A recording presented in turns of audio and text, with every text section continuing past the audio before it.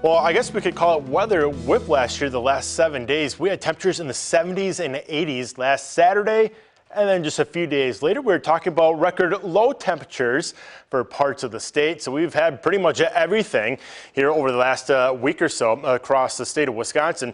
Here in Green Bay, so far this April, temperatures still running a little below average. We all know, even despite the warm up last weekend, that temperatures have been on the cool side. For the month, precip not too far above average, and we're still running a surplus for the year as well, over 2¼ inches. Now, some good news, there has been kind of a drier period, at least across the northern half of the state, over the last 7 days.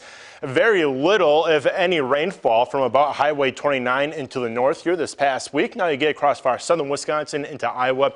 Some of those locations, looking at the coloring here, picking up anywhere from 1 to 1½ inches of rainfall over the last week.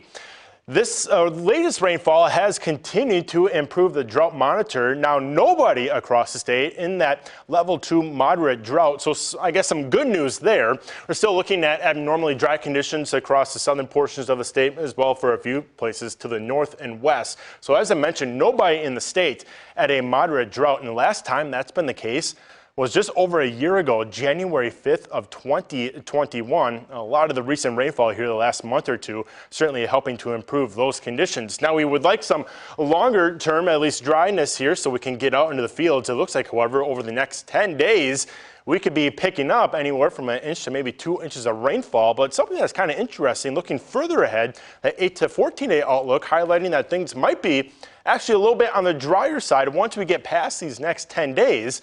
So we could almost hope that we can start to stay a little bit on the drier side and temperatures holding mainly in the 50s over the next extended period as well.